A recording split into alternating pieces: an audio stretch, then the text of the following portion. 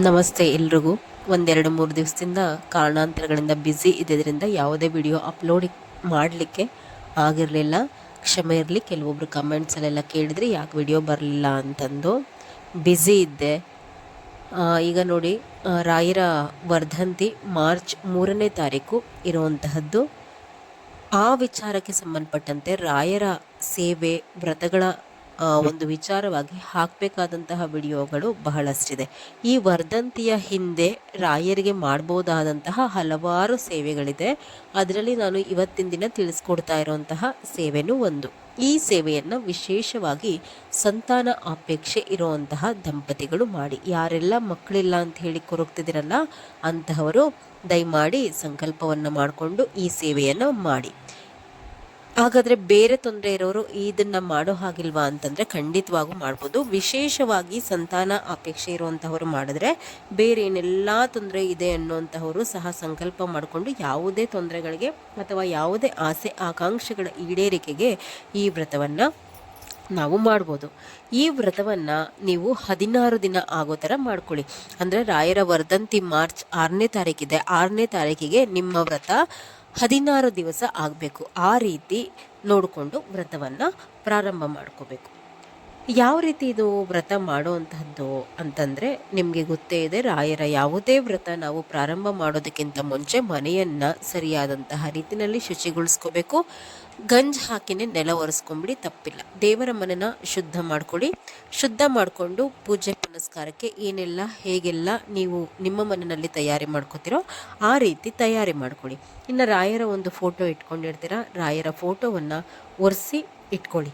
ಒರೆಸಿ ಇಟ್ಕೊಂಡು ರಾಯರ ಫೋಟೋಗೆ ನೀನು ಗಂಧವನ್ನು ಹಚ್ತೀರಾ. ರಾಯರ ಯಾವುದೇ ವ್ರತ ಅಂತ ಹೇಳಿ ಬಂದಾಗ ತುಳಸಿಯನ್ನು ಹಾಕಲೇಬೇಕಾಗತ್ತೆ.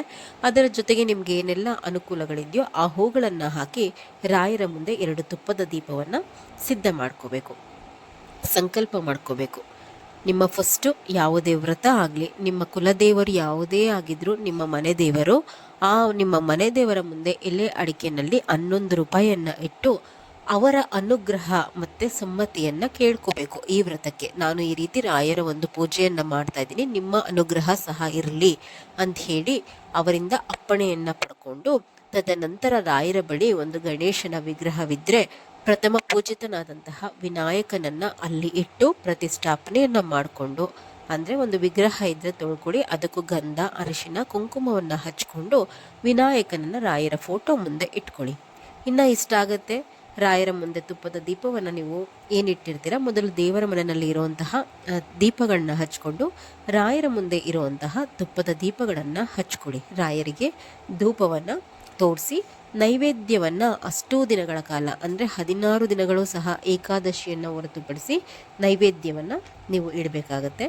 ರಾಯರ ಅಷ್ಟೋತ್ರವನ್ನು ಪ್ರತಿನಿತ್ಯ ಹೇಳ್ಕೋಬೇಕು. ಏನು ಈ ವ್ರತದ ಒಂದು ವಿಶೇಷತೆ ಅಂತಂದರೆ, ನೀವು ರಾಯರ ಮಠವನ್ನು ಬೆಳಗ್ಗೆ ಆಗಲಿ ಅಥವಾ ಸಂಜೆ ಆಗಲಿ ಹೋಗಿ ರಾಯರ ವೃಂದಾವನವನ್ನು ದರ್ಶನ ಮಾಡಿಕೊಂಡು ಬರಬೇಕು. 16 ದಿನವೂ ಹೋಗಬೇಕಾಗತ್ತೆ. ಬೆಳಗ್ಗೆ ಆದರೂ ಹೋಗ್ಬೋದು ಅಥವಾ ನಿಮ್ಮ ಅನುಕೂಲ ನೋಡಿಕೊಂಡು ಸಂಜೆ ಆದರೂ ಹೋಗ್ಬಿಟ್ಟು ರಾಯರ ಬೃಂದಾವನ ದರ್ಶನ ಮಾಡಿಕೊಂಡು 3 ಇಲ್ಲ 5 ಪ್ರದಕ್ಷಿಣೆಯನ್ನು ಹಾಕಿ. ಅಥವಾ ನಿಮಗೆ ಹೆಜ್ಜೆ ನಮಸ್ಕಾರ ಹಾಕಲಿಕ್ಕೆ ಶಕ್ತಿ ಇದೆಯಾ ಹಾಕಿ. ನೋಡಿ, ನಾವು ಒಂದು ಸೇವೆಯನ್ನು ಹೇಳಿಕೊಟ್ರೆ ನೀವು ರಾಯರ ವಿಚಾರದಲ್ಲಿ ಅದನ್ನು 10 ನೀವು ಪರಿವರ್ತನೆ ಮಾಡ್ಕೋಬೇಕು. ಅಂದರೆ ಈಗ ನಾನೊಂದು 3 ಹಾಕಿ ಅಂತ ಹೇಳಿರ್ತೀನ, 5 ಹಾಕಿ ತೊಂದರೆ ಇಲ್ಲ. ಅಥವಾ ಹೆಜ್ಜೆ ನಮಸ್ಕಾರವನ್ನು ಕಷ್ಟಪಟ್ಟು ರಾಯರಿಗೋಸ್ಕರ ಮಾಡಿ ತೊಂದರೆ ಇಲ್ಲ.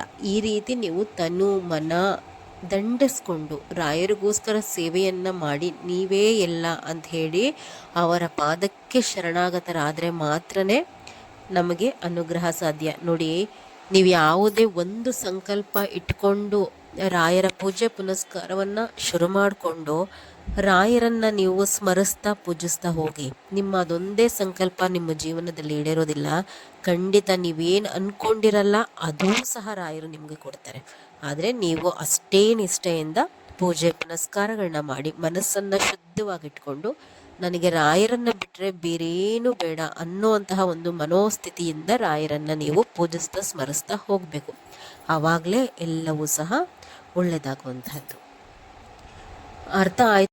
ರಾಯರ ಮುಂದೆ ಏನಿವೆರಡು ತುಪ್ಪದ ದೀಪಗಳನ್ನು ಹಚ್ಕೊತಿರಲ್ವ ಆ ಸ್ತೋತ್ರವನ್ನು ಹೇಳ್ಕೊಳ್ಳಿ, ಅಥವಾ ರಾಯರ ಯಾವುದಾದ್ರೂ ಸ್ತೋತ್ರಗಳನ್ನು ಹೇಳ್ಕೊಳ್ಳೋ ಹಾಗಿದ್ರೆ ಸ್ತೋತ್ರ ಪಾರಾಯಣವನ್ನು ಮಾಡಿ ರಾಯರಿಗೆ ನೀವು ಏನು ನೈವೇದ್ಯವನ್ನು ಅರ್ಪಿಸ್ತೀರೋ ಅರ್ಪಿಸ್ಬಿಟ್ಟು ಅದಾದಮೇಲೆ 2 ತುಪ್ಪದ ಬತ್ತಿಯಿಂದ ರಾಯರಿಗೆ ಒಂದು ಆರತಿಯನ್ನು ಮಾಡಿಬಿಟ್ಟು ಮಹಾಮಂಗಳಾರತಿಯನ್ನು ಮಾಡ್ಕೊಳ್ಳಿ. ಇದಿಷ್ಟು ಪೂಜೆ. ಇದಾದಮೇಲೆ ನೀವು ರಾಯರ ಮಠಕ್ಕೆ ಹೋಗಬೇಕು.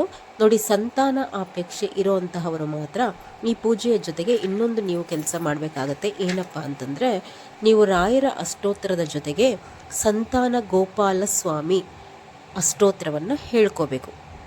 ಸಂತಾನ ಗೋಪಾಲ ಸ್ವಾಮಿ ಅಷ್ಟೋತ್ರವನ್ನು ರಾಯರ ಅಷ್ಟೋತ್ತರದ ಜೊತೆಗೆ ಹೇಳ್ಕೋಬೇಕು. ಮತ್ತು ಇದು ಸಂತಾನ ಅಪೇಕ್ಷೆ ಇರೋರಿಗೆ ಮಾತ್ರ. ತೊಟ್ಟಿಲಿನ ರಂಗೋಲಿಯನ್ನು ದೇವರ ಮನೆಯಲ್ಲಿ ಪ್ರತಿನಿತ್ಯ ಹಾಕಿ ಬಹಳ ಬೇಗ ಫಲ ನೀಡುತ್ತೆ. ಅಂದರೆ ನೀವು 16 ದಿನ ಏನು ವ್ರತ ಮಾಡ್ತಿರಲ್ವ, ಆ ವ್ರತ ಮಾಡೋವಂತಹವರು ಒಂದು ತೊಟ್ಟಿಲನ್ನ ಹೀಗೆ ಹಾಕಬೇಕು, ರಂಗೋಲಿ ಹಾಗೆ ಹಾಕಬೇಕು ಅಂತ ಏನಿಲ್ಲ. ತೊಟ್ಟಿಲನ್ನು ಸರಿಯಾದಂತಹ ರೀತಿಯಲ್ಲಿ ತೊಟ್ಟಿಲನ್ನು ರಂಗೋಲಿಯಲ್ಲಿ ಬರೆದು ಅದಕ್ಕೆ ಒಂದು ಅರಿಶಿನ ಕುಂಕುಮ ಒಂದು ಹೂವನ್ನು ಇಡಬೇಕು.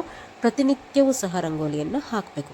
ಇದರ ಜೊತೆಗೆ ಸಂತಾನ ಗೋಪಾಲ ಸ್ವಾಮಿ ಅಷ್ಟೋತ್ತರವನ್ನು ನೀವು ಹೇಳಿಕೊಂಡು 16 ದಿನವೂ ಸಹ ಪೂಜೆಯನ್ನು ಮಾಡಿ ರಾಯರ ವರ್ಧಂತಿ ದಿನ ಪೂಜೆ ಸಮಾಪ್ತಿಯನ್ನು ಮಾಡ್ಕೊಳ್ಳಿ. ಇದಿಷ್ಟು ಈ ವ್ರತ ಮಾಡುವಂತಹ ವಿಧಾನ. ನಾಳೆ ನಿಮಗೆ 3 ಗುರುವಾರ ಹೇಗೆ ರಾಯರ ವರ್ಧಂತಿಗೆ ಕೊನೆಯಾಗೋ ಹಾಗೆ ರಾಯರ ವ್ರತವನ್ನು ಮಾಡುವಂತಹ ಒಂದು ವಿಡಿಯೋವನ್ನು ಹಾಕ್ತೀನಿ. ನೋಡಿಕೊಂಡು ನಿಮಗೆ ಯಾವ ವ್ರತ ಅನುಕೂಲ ಆಗುತ್ತೆ ಅದನ್ನು ಮಾಡ್ಕೊಳ್ಳಿ. ಎಲ್ಲರೂ ಸಹ ರಾಯರ ಕೃಪೆಗೆ ಪಾತ್ರರಾಗಿ. ನಮಸ್ಕಾರ.